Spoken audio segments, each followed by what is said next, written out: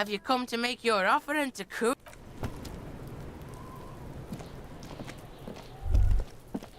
There he still is, looking right through you with his white eyes. The body below is entirely dedicated to that corpse smell. Emitting it is all it does now.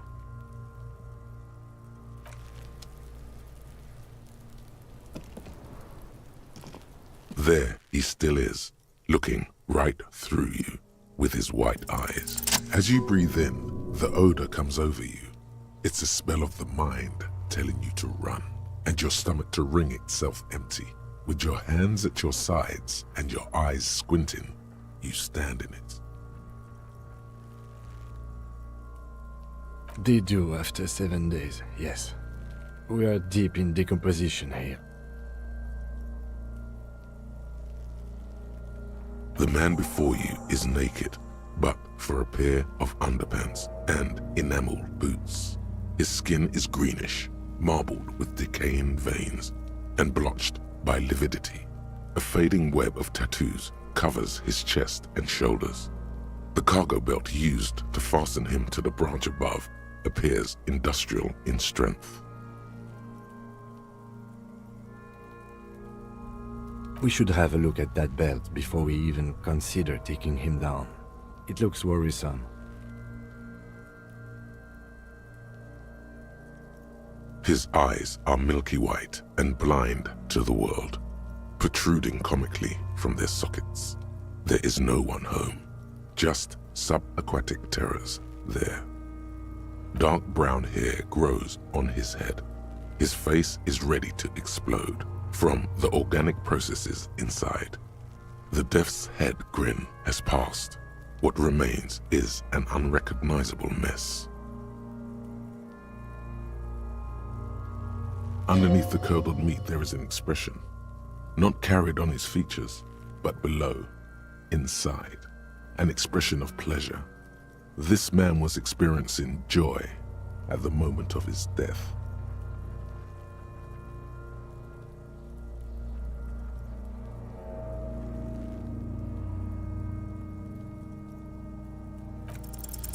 I'm gone.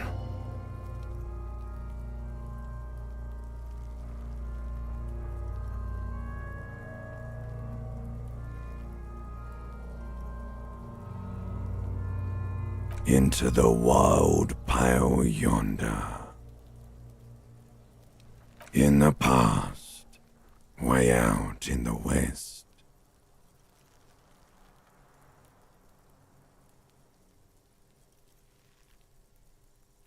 The blue heart. Oh, that's good shit. You'll love it. Just press down and fuck it open like you always do.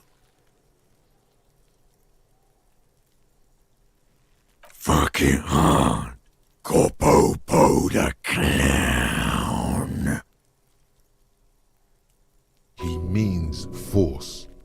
It'll work.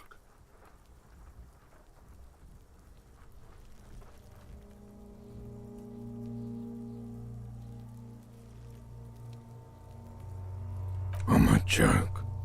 Look at me.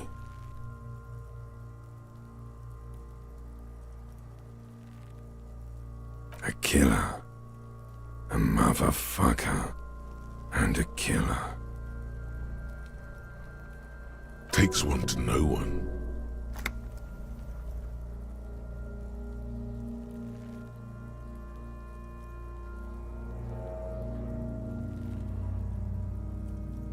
Go ahead, Cobbo.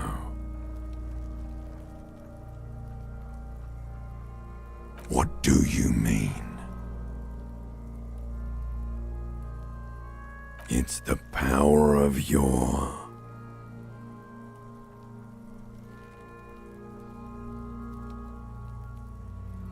imagination.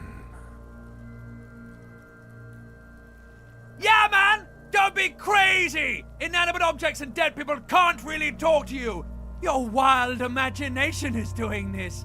Ask some more of those questions you love so much. He loves those.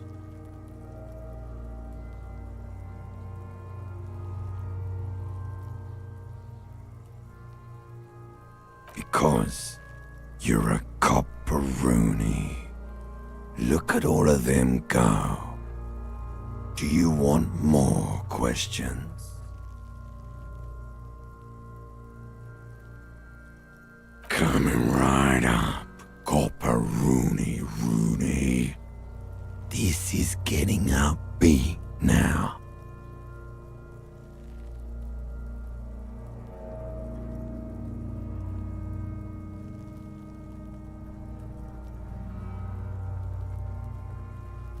Fuck no. You're no Rooney.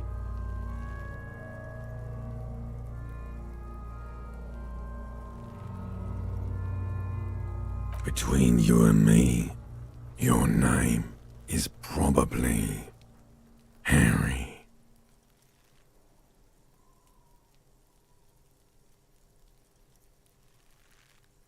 You can be anything you want, brother Coppo. Because you have. Love did me in, brother Coppo. It was love all along. Sure, Lobo. I can ask you a question. Why are you doing this? Looking at my face, motionless, looking into my eyes, standing here. Why are you investigating my murder?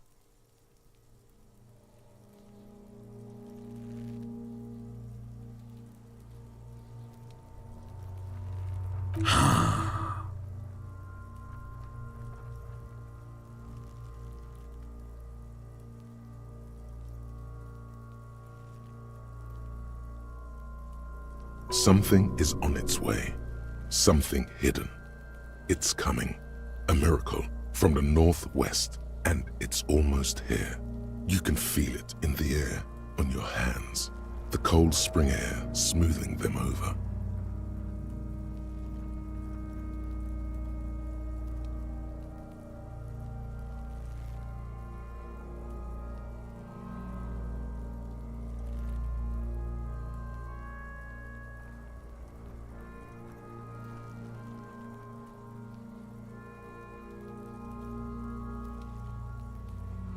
Do I remind you of someone?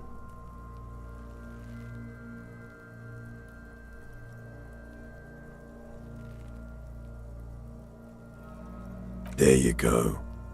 Look at that bright kid. We're birds of a feather, you and I. Soon you will be just like me. Just keep drinking and having a good time. It's a matter of weeks. Feeling nausea, vomiting, tenderness or pain around the liver area, tiny red lines on the skin above waist level, more like days, Coppo. The clock is ticking. Your liver tells you so.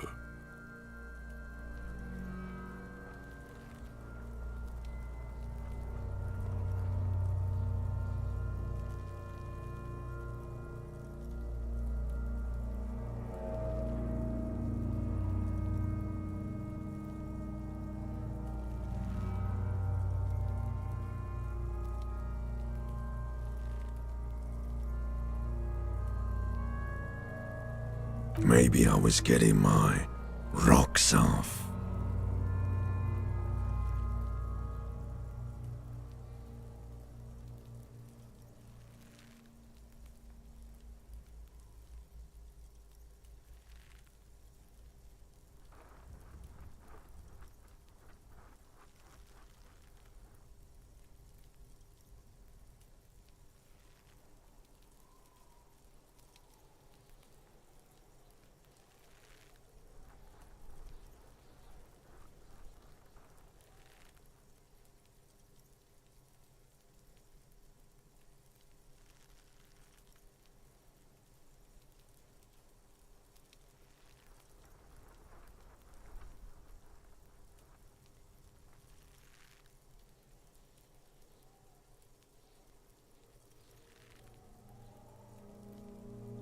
It's a mishmash, Coppabolo. You think I'm Messinian, don't you? For you, this is how people from Messina speak like.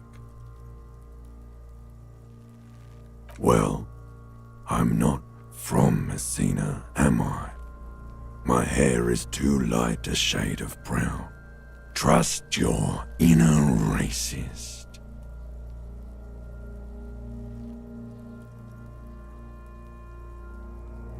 You think I am. You think I was a racist because this lump looks military and has tattoos. That's called profiling. Do I look like an erotic auto-asphyxiation type to you? Captain Coppadromo, I fear we are drifting away, fixating on sexuality again. Let's go with a simpler question. Come back later, Coppo. Amuse yourself with my frank manners and my memento mori features. If possible, also, see me in your dreams.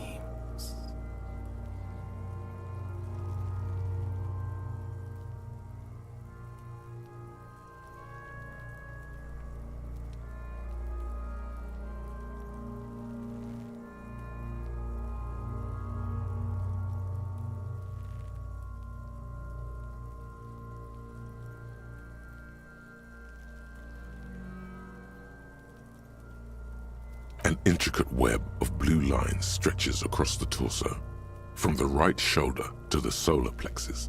Each time they intersect, a small white star is formed in their crossing. Hundreds of fading asterisks riddle his skin. Their concentration is highest around his heart.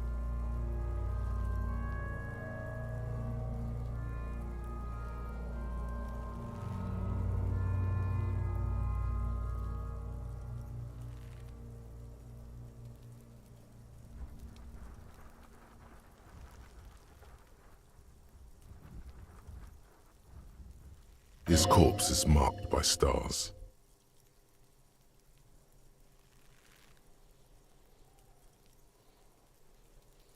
Alcohol and heartbreak. Your fist clenches suddenly.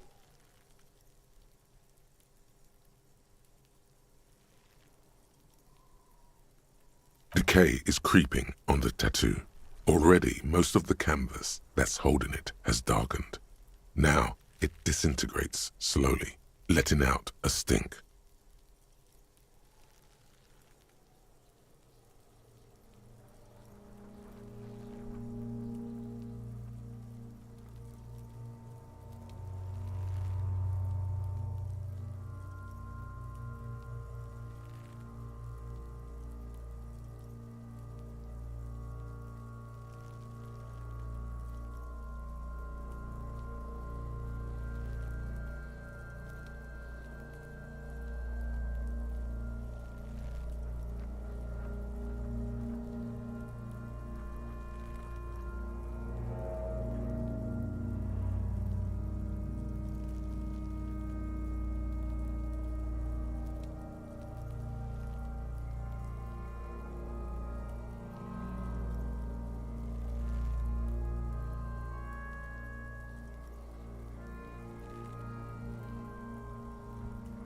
Of no nation that I know of.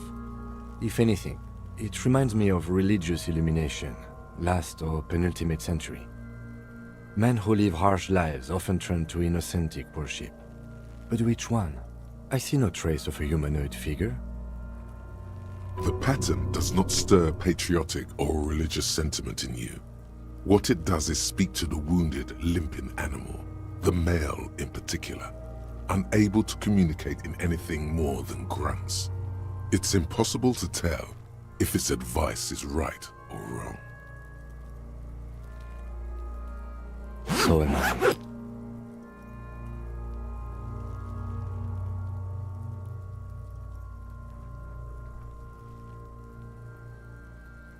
He takes a thin piece of milled aluminium from his coat pocket and pulls it open.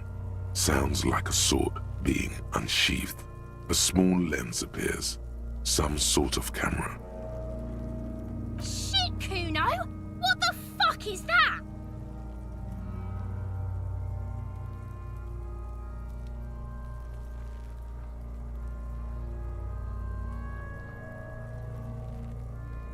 An instant color camera.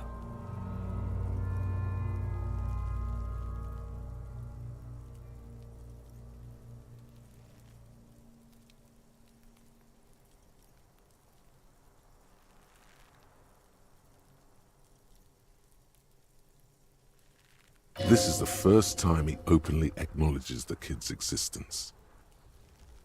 I have only 2 ampoules, so nobody move. I don't want to waste one.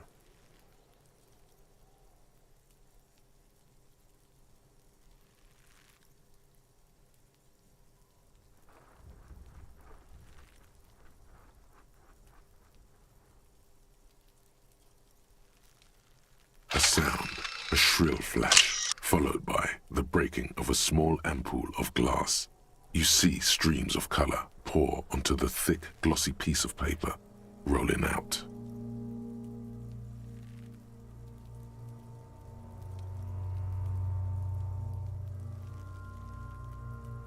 In case we need it.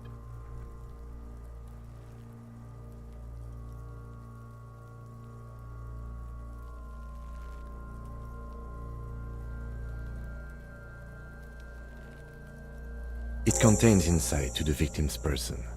By his build, I'd say this was a man of physical violence. The story he wanted his body to tell was important to him. It is his letter, to us. Someone should decipher it. We'll need to show it around.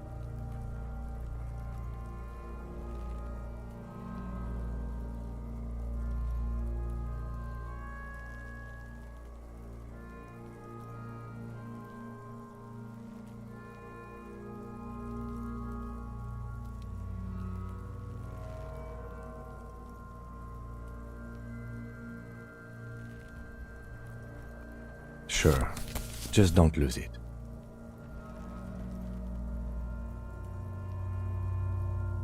The glassy-eyed corpse looks by, his mouth mute and his skin as colorful as the chemical rainbow on the photo paper, teeming with opportunistic organisms. The hangman's knot is pulled tight by the weight of the corpse below. Yellow, hard-edged polyester cuts into his neck. Above, a sliding buckle ties the belt to the branch. Oh my, there's something on the belt, a familiar word that speaks to the thirst within you.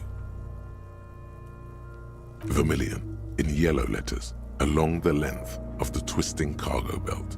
Only a deep longing for vermilion golden spirits lets you decipher the fading logo of the local brewery. Extremely. Industrial strength, the kind used for tying cargo to lorries. Like in a circus, when the circus leaves town and they tie a black-spotted giraffe to the wall of a carry pen.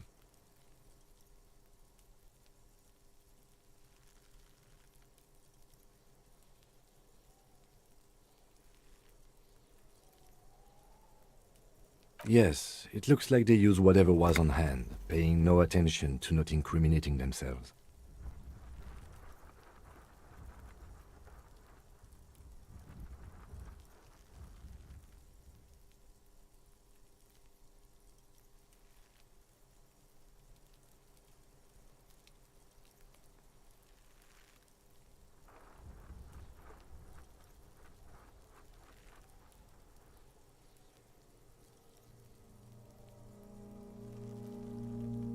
I'm still approaching this as a lynching, yes, motivated by the ongoing strike. You? No, you feel like it was something else. But what?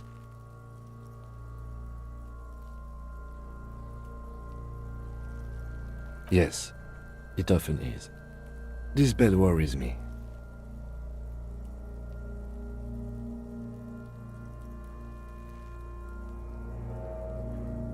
It's not merely polyester, it's steel reinforced. See these lines? This is where the wires run. I see rabbits for more than 20 strands.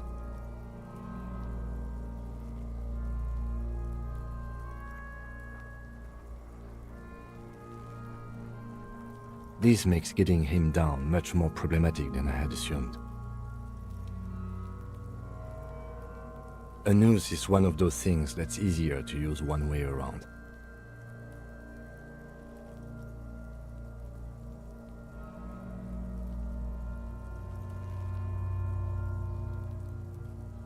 That ladder can't carry a grown man. I didn't see any splintering either, did you? I think they lassoed the branch, then pulled on the belt to close the buckle. The cadaver hangs from the cargo belt, limbs limp and torso covered in tattoos. The material appears to be ceramic. Its clean white stands in stark contrast to the decaying flesh above the knee. The man wore thick polymer socks, probably for padding. A fine array of interlocking plates covers them.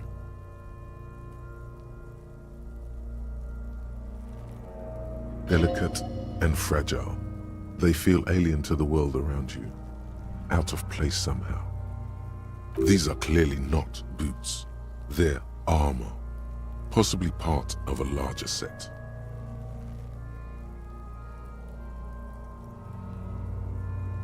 Indeed. Technically speaking, these are sabatons, not boots.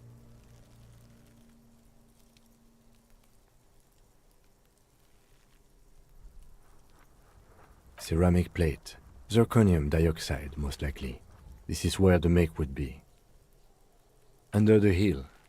Fair weather. Fair weather model T500 VE. I'm guessing that's vitreous enamel. This is advanced stuff.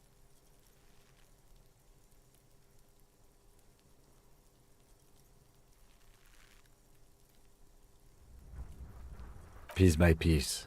He's been out here for 7 days. It would be odd if they didn't. We should keep a lookout for these species. The armor could yield information. This is one thing he might actually know.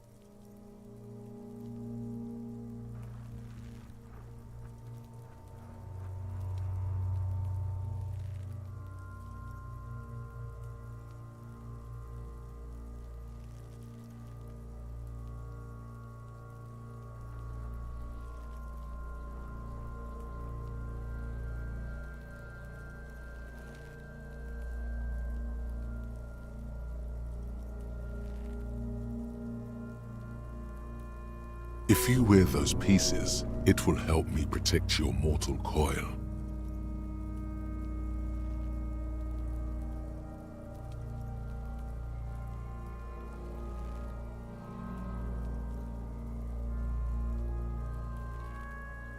No, I think he had something precious underneath the clothes.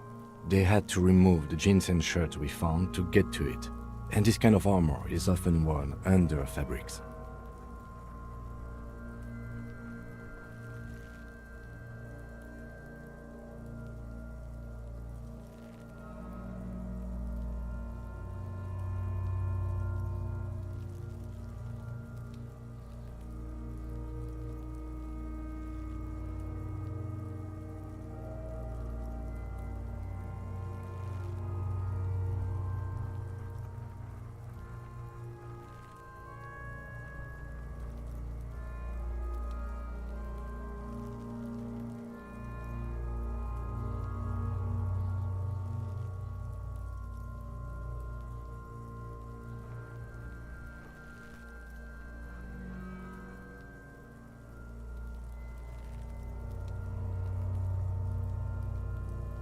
A good point. He could have been intoxicated, or something we cannot yet imagine. I shouldn't have assumed so much just from the clothes.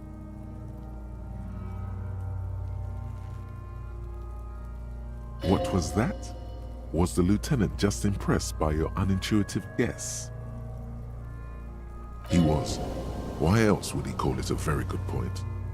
Does this mean you're a very good detective? Possibly.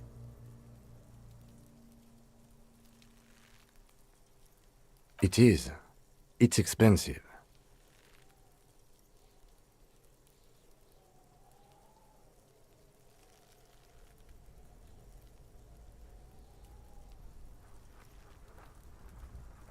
We've requested similar material for our tactical units for years now. The constabularies deemed it too costly. In that time, we've lost 6 men to semi-automatics. For a full set, about 4 years of wages.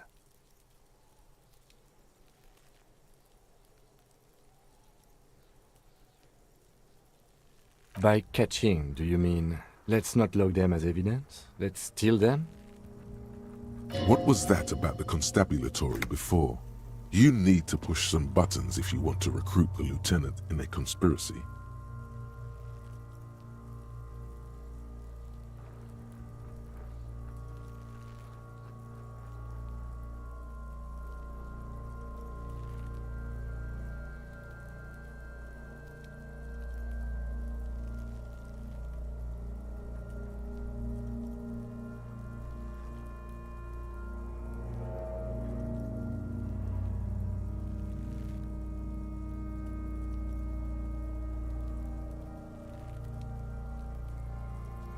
Of course.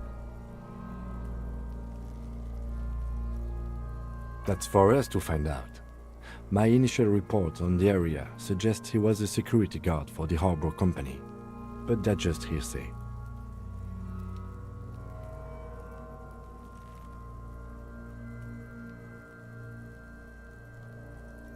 Just something I scraped together from my station.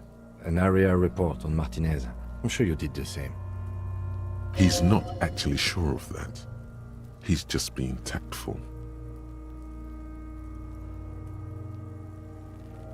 I agree.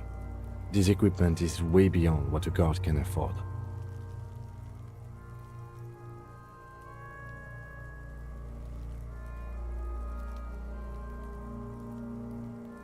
A small bell-like sound fills the air, like tapping on the side of a porcelain cup. Suddenly, your biceps coil up. Your elbow is sharp and cocked for a punch. Your fist connects to the boot with the same ding. The sound does not appear to get louder. Did you hear that? A click? This is a kinetic redistributor. It spreads the incoming energy horizontally, from plate to plate. When the plates connect, there's a click. That's the sound you heard. See these lines?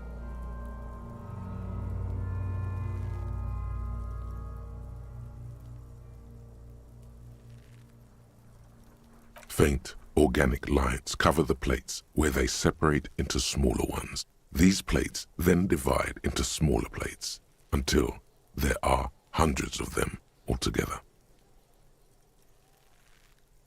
Like the scales of some ancient white monster, cracked and pearly.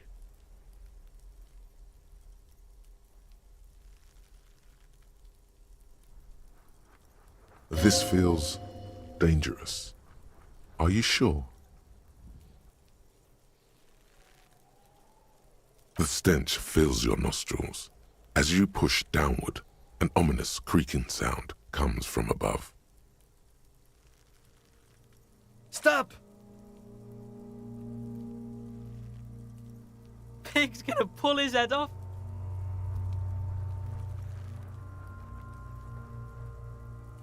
Brutal!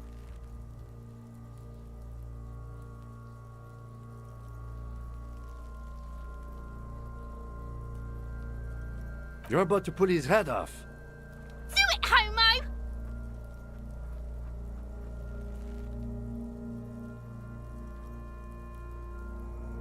Pull his head off. There's no point performing an autopsy if you do. We'll have compromised the coroner's case. What are you trying to achieve anyway? Why are you hanging on to that boot?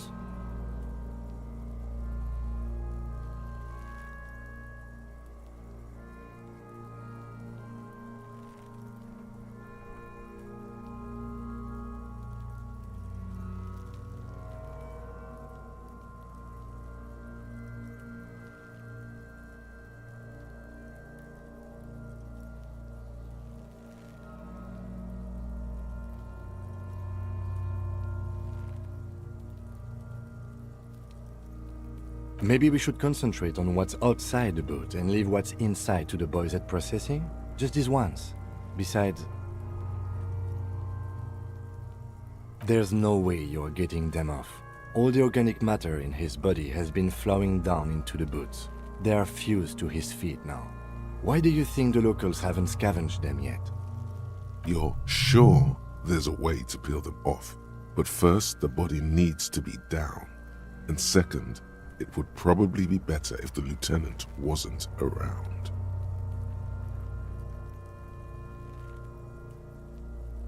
Alright then, you can pay the hostel bill in honor points. How many honor points have you collected?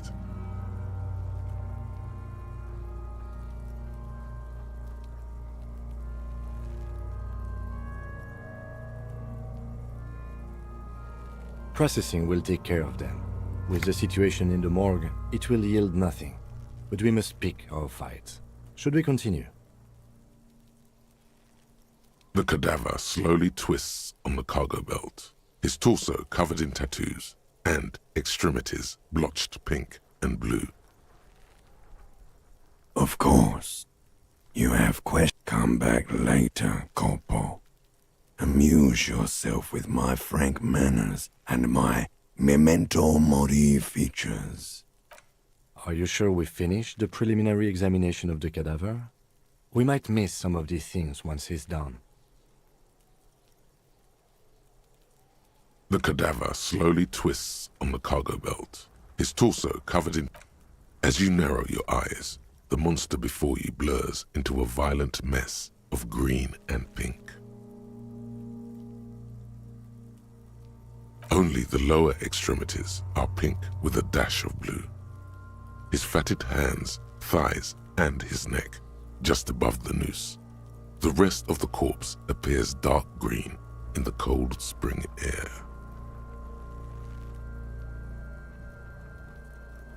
How should I know why you are squinting, officer?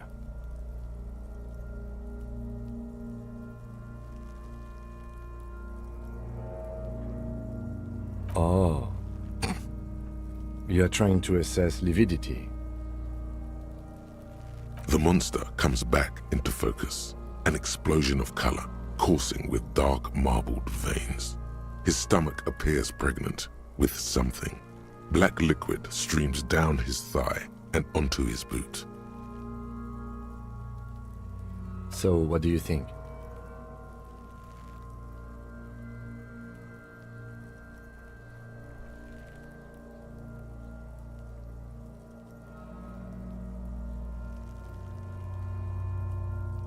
I do.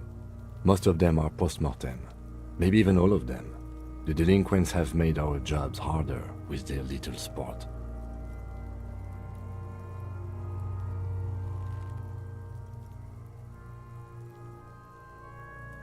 Stop talking in riddles, coin slot. It means you fucked him up good, Kuno. Fucked him up brutal like.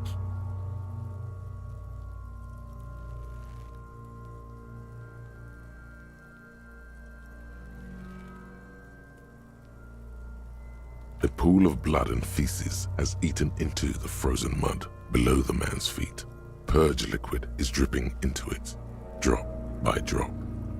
The victim appears to have contained no more than half a kilogram of digestion at the time of death. The fuck he's saying? Talking about shit.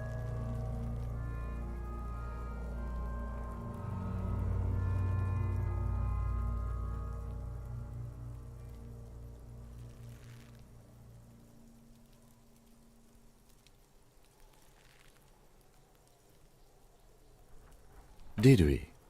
I don't feel lucky. I think he was upright immediately after death. Blood has gathered in his hands and feet, and his neck.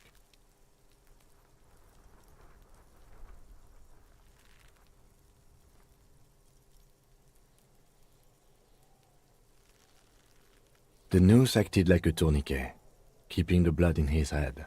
The hypostasis here is in tune with the hanging. That's what I think.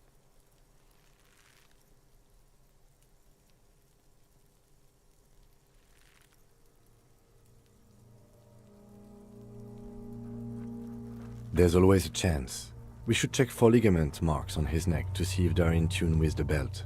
We'll have to get him down first. I agree. There are crow's feet in his eyes. He's laughing silently. Totally dead.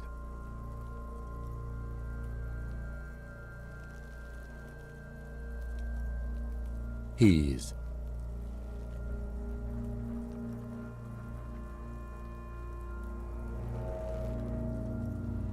I agree. There are crows. Totally dead. Absolutely. But there is no breath to catch. Only the cadaver filling the air and your nostrils. He slowly rotates before you, decomposing. The steel-reinforced belt presents a unique challenge. I brought chain cutters, but I don't see a good angle of approach to the belt.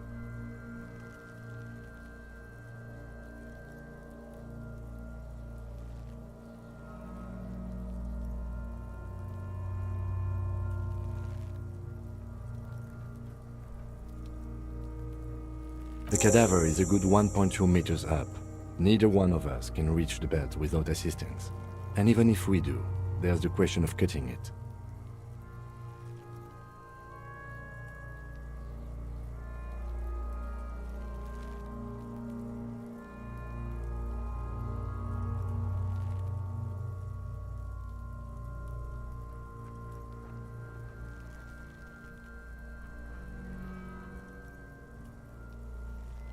Yeah! Bang bang time, pig! Shoot his head off!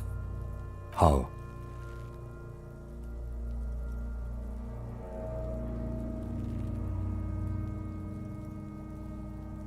It absolutely will not, officer. That's not how physics work. It will maybe cut one thread loose. Yeah, now we're talking.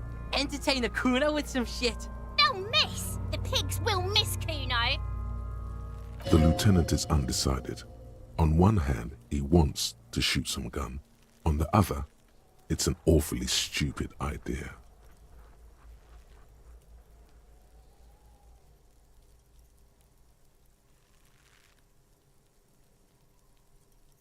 Silence.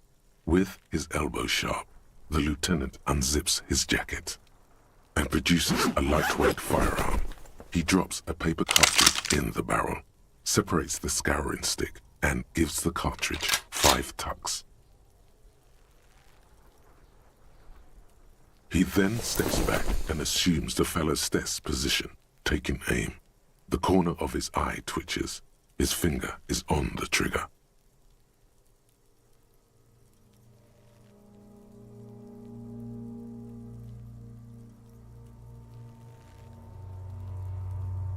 He's gonna fucking miss!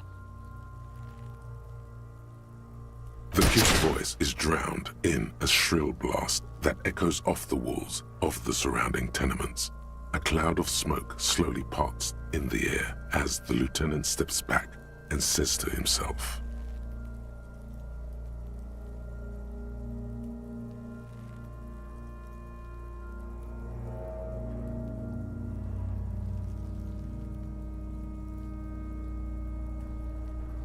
God damn it.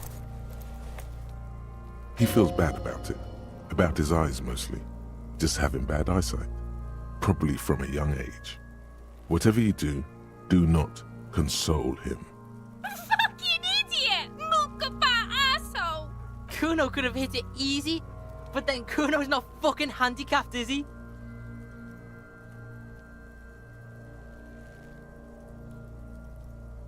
No, we are lucky as it is. We didn't break anything, and the victim remains uncompromised.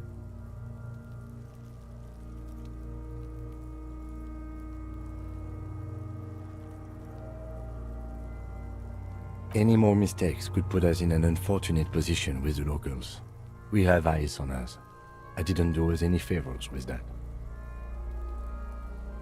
I have to say, it's beginning to look unlikely we can get him down without assistance.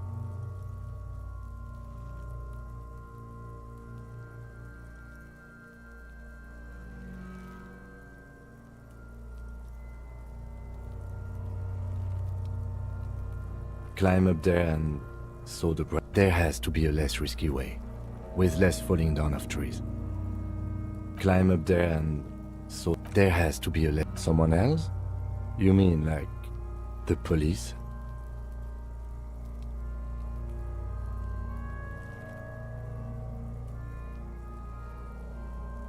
Someone like a paid garbage man?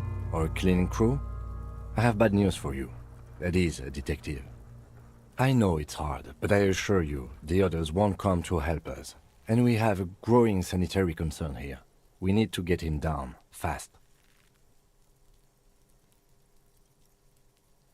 It's bad as it is. Us shooting firearms like punks.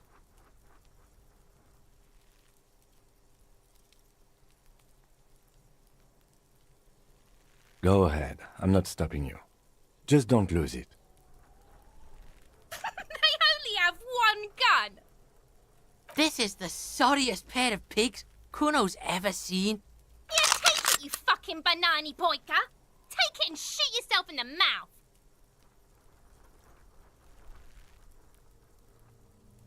The cold piece of bakelite and gunmetal is surprisingly light. Your fingers fit right through the guard, instinctively resting on the trigger.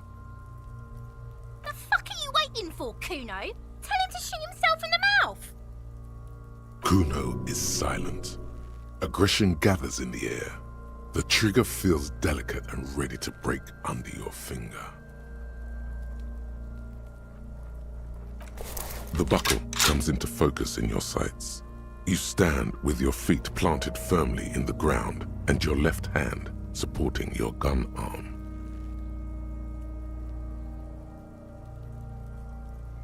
Why don't you just shoot yourself in your mouth? At least you won't miss.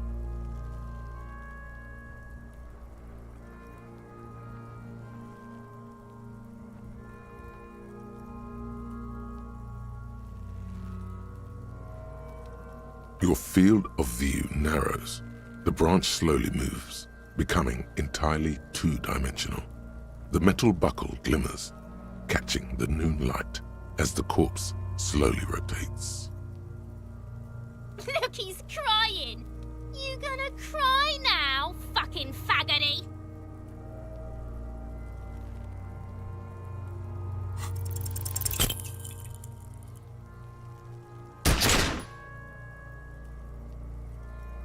A plume of smoke erupts from the barrel.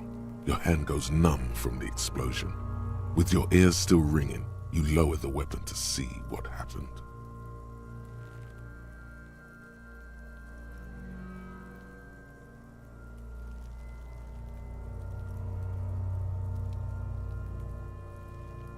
You missed the belt, but hit the corpse straight in the chest. Bits of ribcage protrude from the skin.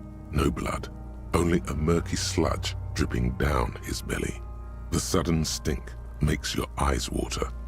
Oh my god, he's gonna fucking cry! I knew it! What a mulko!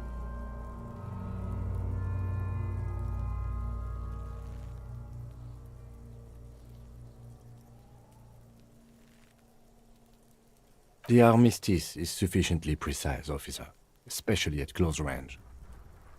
It's not the gun's fault you can't shoot. It's your pig hands. Pigs don't have hands. They have, like, fucking hooves or something. Kuno has hands. Kuno can shoot that shit down for you.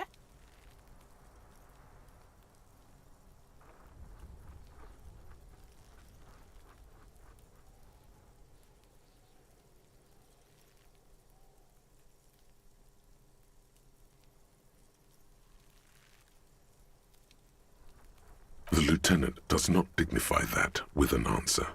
He snaps the button on his holster and says, We still need to get him down, somehow.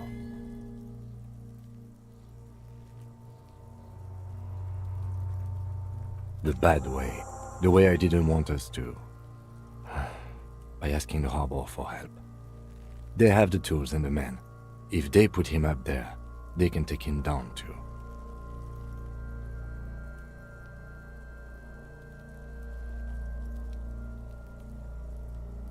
To ask the suspects for help with the victim's body? To be indebted to Everard Clare? Very much, yes. which is why I would have preferred us to handle this ourselves.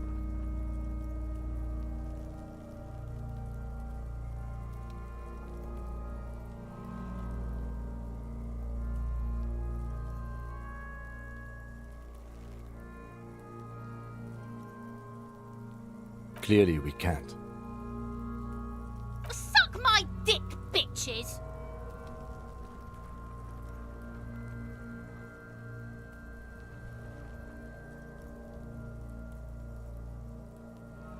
The leader of the Union, a dangerous and corrupt man from what I hear.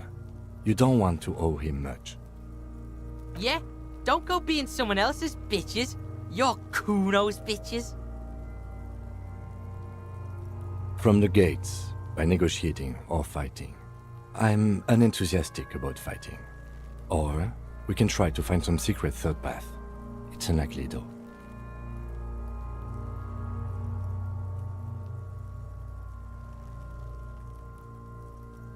To the gates. Let's fight, I say.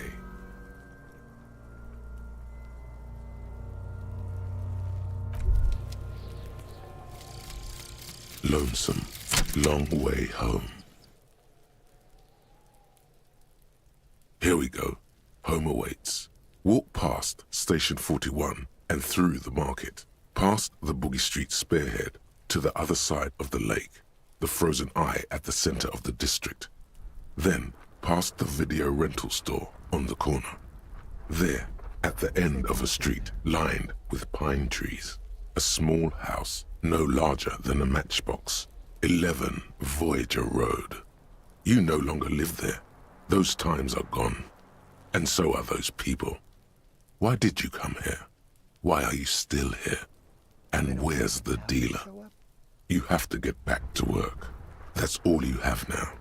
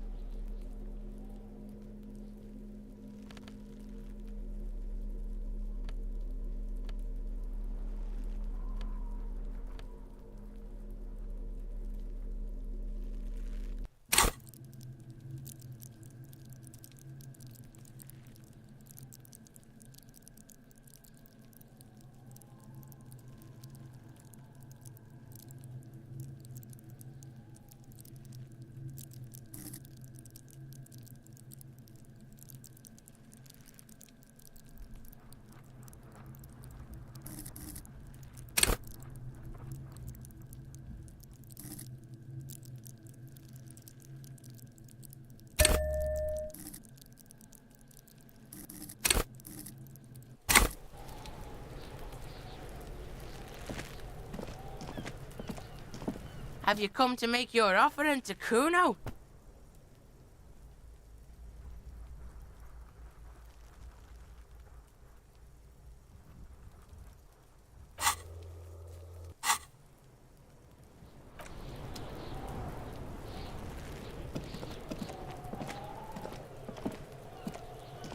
Yes?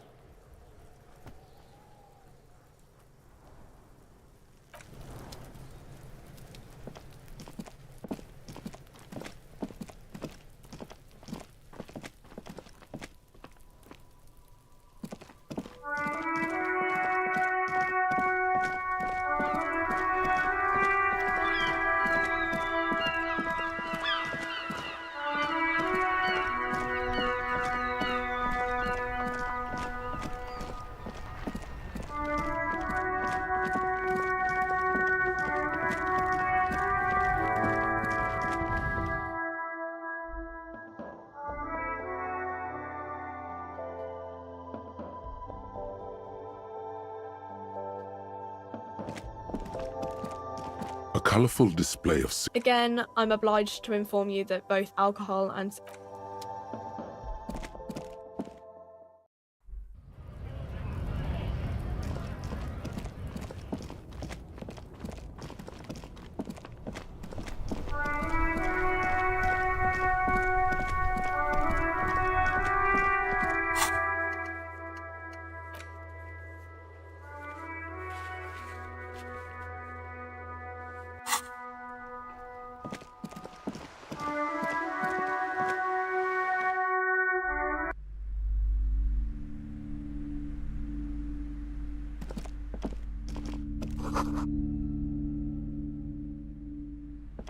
The display rack is brimming with worn paperbacks featuring an extremely muscular, sword-wielding barbarian on the cover. Nearly all the titles contain the word Heimdall somewhere.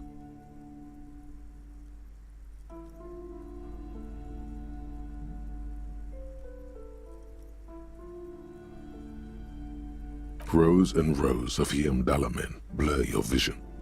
You make out some titles. Man from Heimdall and the Mammoth Riders. Man from Heimdall, Return to Heimdall. And the solipsistic Man from Heimdall and the Heimdall Man.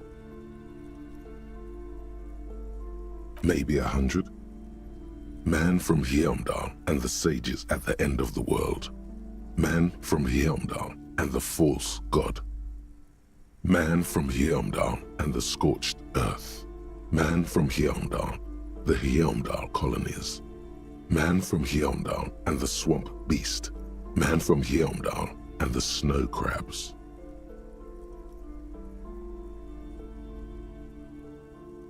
Those snow crabs are worse than they sound.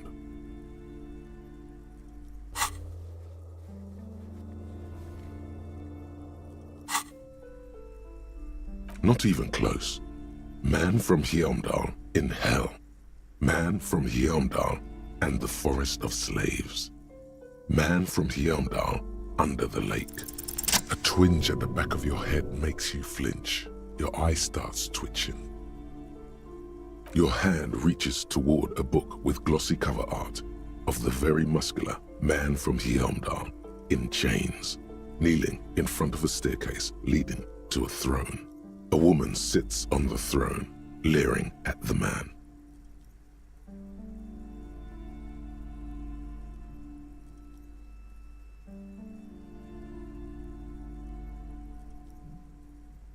She's laughing at him, belittling him. Between the throne and the Heimdall man lies a bonfire, casting shadows on the wall. The shadow of the woman's headdress looks like a pair of devil horns.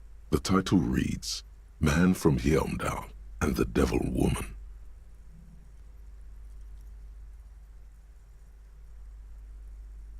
Especially those leering types who seem to wear nothing but an armored bikini. There's also some sort of a snake lizard beast slithering around her abdomen, chest, shoulder region. The display rack before you is burdened under piles of Man from Heimdall novels. Oh, Man from Heimdall. A very popular series of adventure novels. They're awfully immoral and violent books. Blood and violence, scantily clad women, epic narratives, all those mystical things he encounters. They're bound to grab those with little imagination and nothing to do.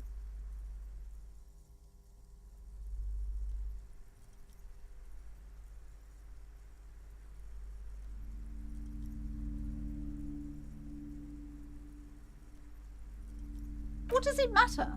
They're all the same. However, the customer is always right, they say. If you're a novice of the series, I'd recommend Heimdall Man, the Man from Heimdall. It's supposed to be a good introduction to the series.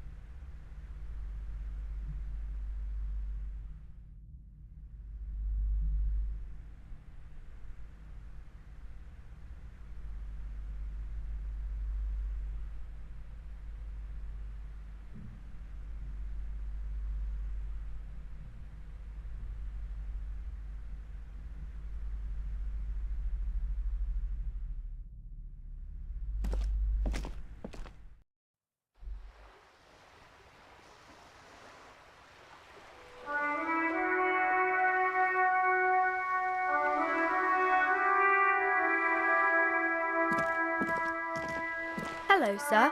Step right in. The store is open. Are you interested in a new and exciting book?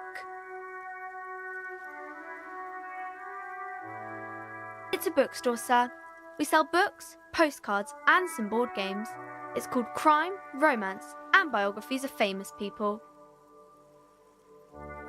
Whoa, whoa, whoa, whoa. Hold your horses, little girl.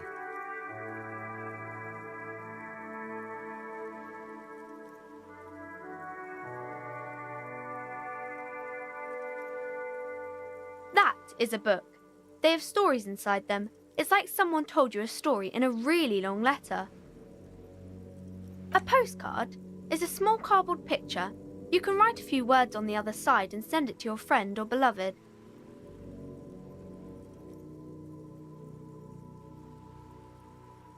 She is unfazed by your questions.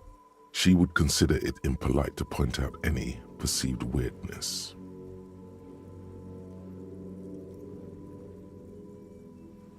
Board games are like little games on a table, made to pass the time.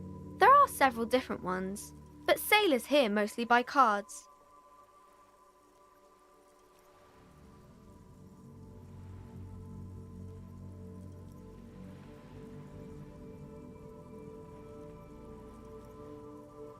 My pleasure. Anything else you'd like to know? Okay, sir. I'll try to answer any questions you have. I hope they're about books.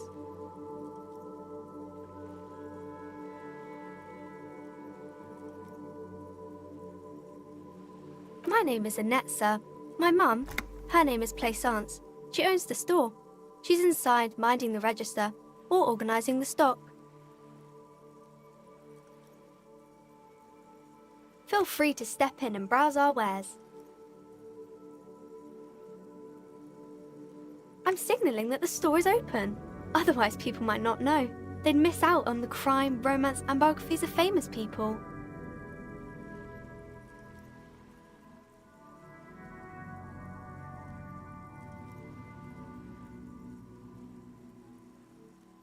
A sudden gush of wind turns the pages of the books on the counters.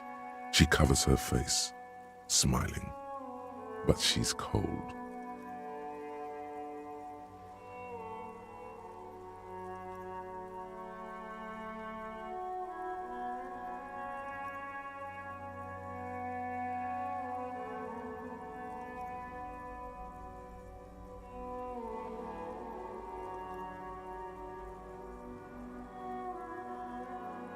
Thank you, sir. I'm happy to help Mum out with the store.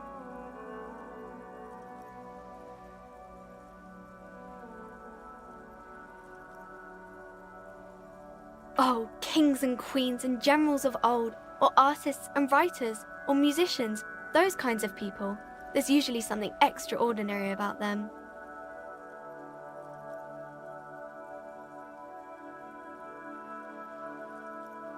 I think that's why people read them, to find the secrets of their fame. Seems like most people who read those books fail to get more famous from reading them.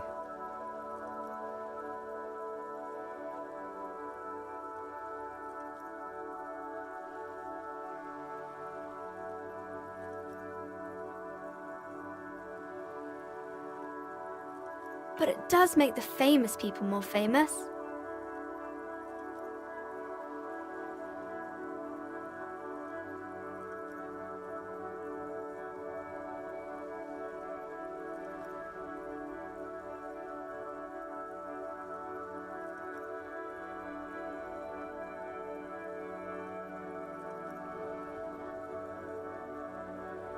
Okay, sir.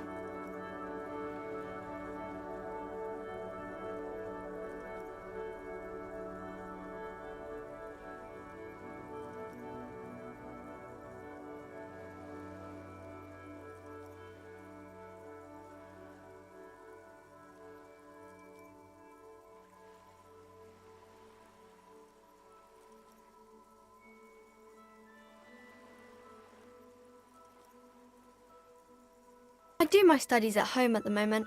I have to help Mum keep this place running.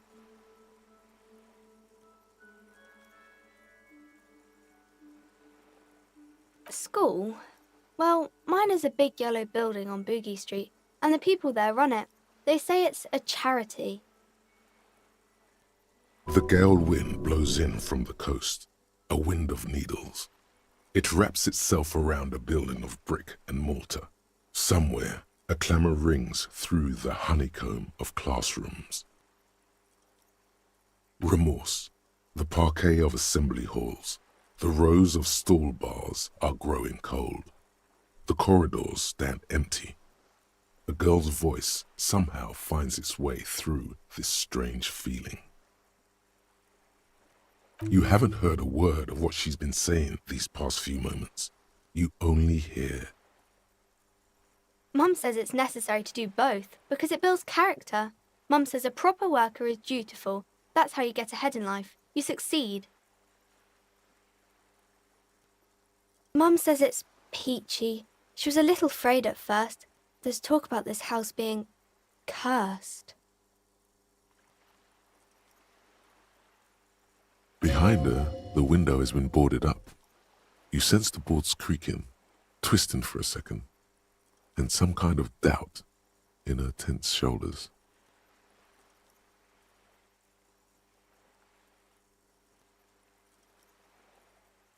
Cursed in the way that makes them say that no business has ever really thrived here, sir.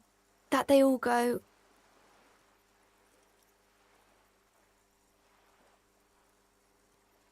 Exactly, but we've been doing fine so far.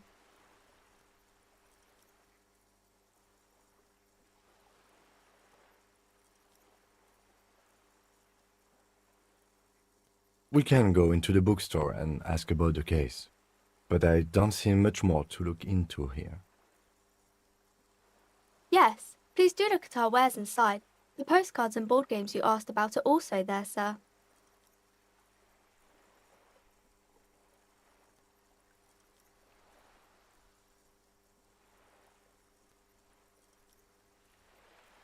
It does not manifest itself in any way. It does not exist. I liked it better when we were asking about famous people. No such thing. Anything else you wanted to talk about, sir? Nothing really, sir. Mum doesn't allow me to sneak around in the back rooms or the cellar. I don't really know what's there.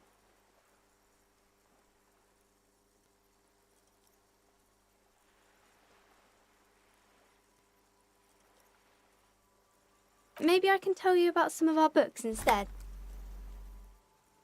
Crime fiction is about murders or burglaries or things like that, and the work of a policeman or a private detective who's trying to solve a crime and catch the criminals.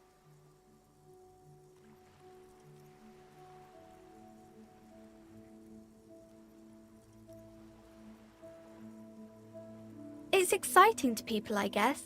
They get to imagine dangerous things, and it's kind of like a puzzle, where you can guess who the criminal is, or how the good guys are going to catch him. You don't look much like a policeman.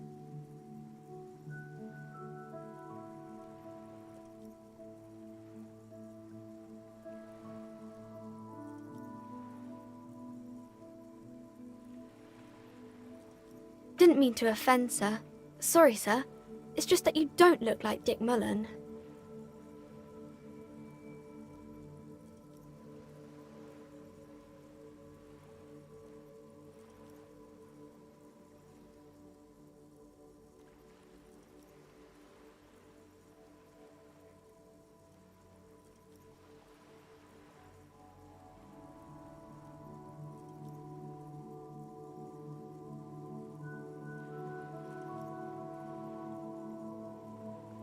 Don't say that.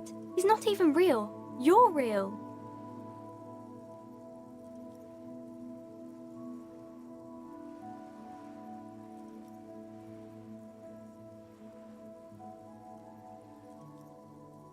Cheer up, sir.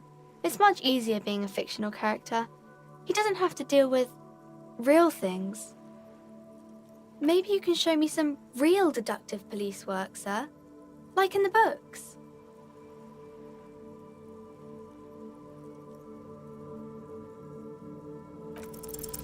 The The girl keeps her hands folded, hidden. Why is that? What do you mean, sir? She knows where this is going.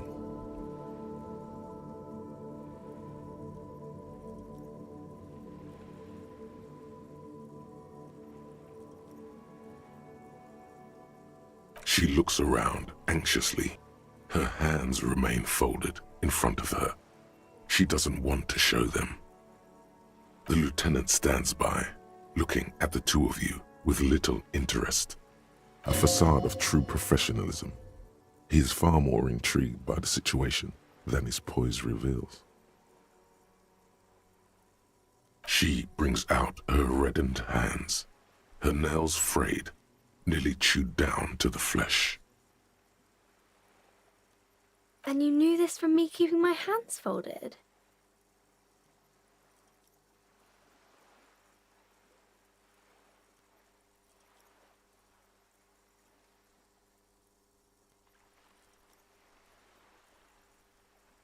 Well, that proves nothing.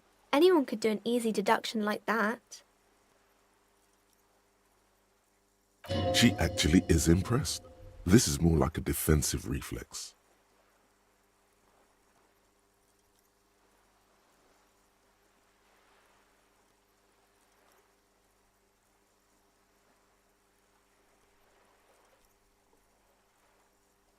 She nods, half provocative, half enthusiastic.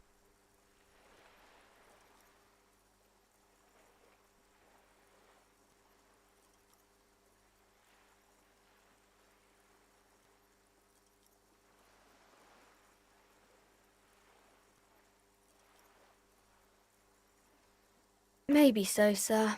Okay, I know it's a bad habit, and I shouldn't.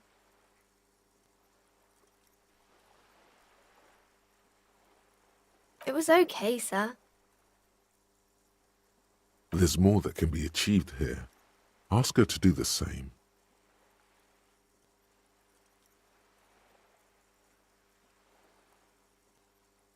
You're quite sober.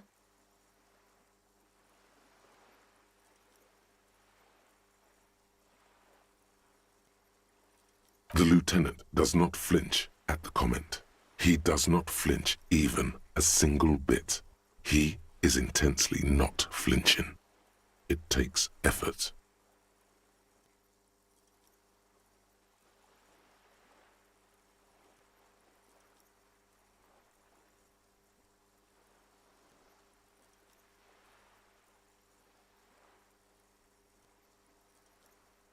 Because you usually aren't.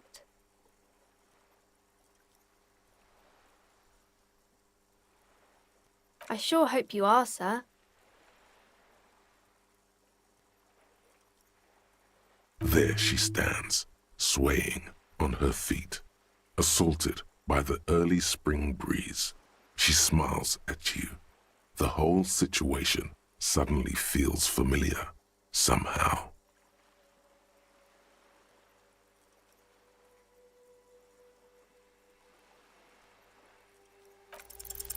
You have absolutely no idea. Familiar? How? You must have forgotten something you heard again. It's the type of book where there's a rich lady and she has to choose between, or there could be a story about a poor lady getting a rich man. It's about man and lady business, sir.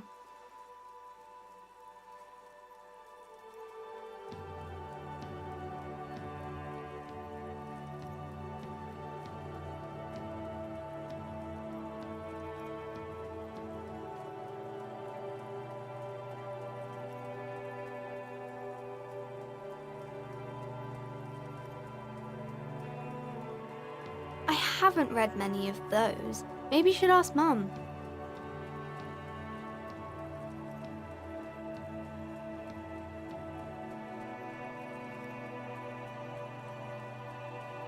I don't think it's a romance story if the main characters break up, though.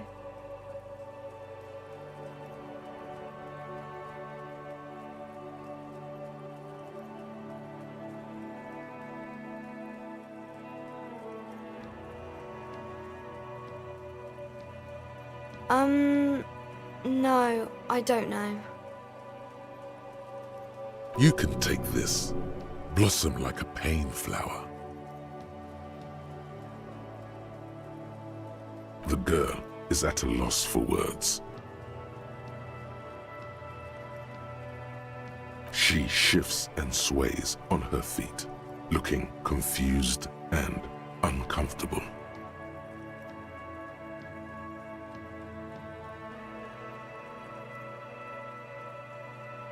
I'm sorry, sir.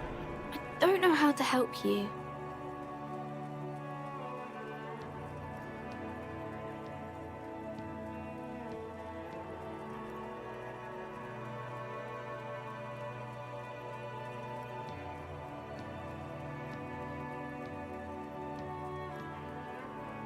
Sir, sorry, sir. I'm still little. I can't.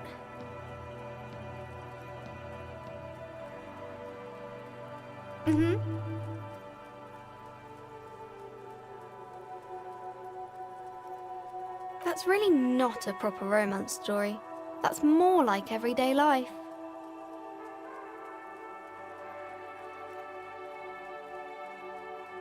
Not in romance books, sir. These are about nice and pretty people, and everyone is happy in the end. These are not very common. You can't have a choice between bad and bad. Nobody wants to read a story like that. Well, maybe then it's fine. Maybe if the lady then decides not to pick either, because she doesn't need a bad man. Yes, that would be interesting.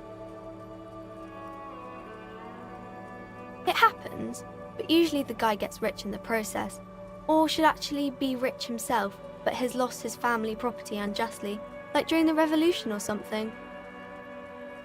Those are unhappy books, for most of the pages. People sad about what they have lost, but then it all turns out just fine in the end.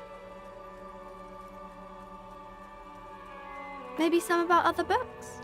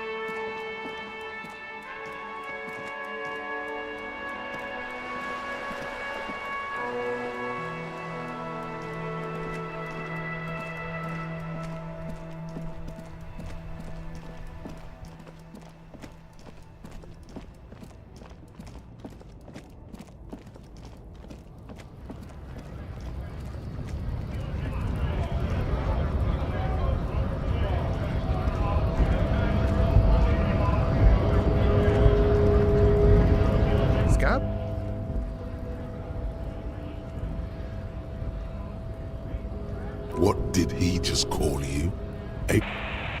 Oh no, not this again. You just got away from that fucking kid.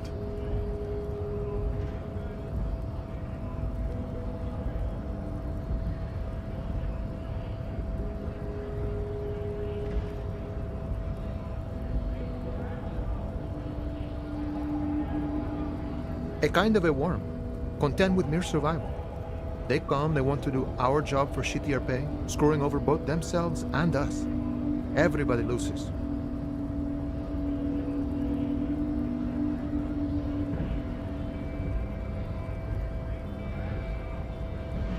Gotta be bloody stupid or freaking evil to scat. Or I guess scared maybe. But scared of what? Of who?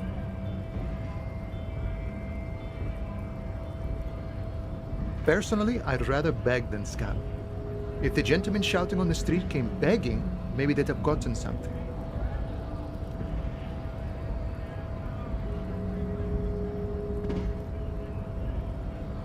We've explained the matters, but they don't listen. This lot would be reasonable and go home if the big guy wasn't riling them up all the time.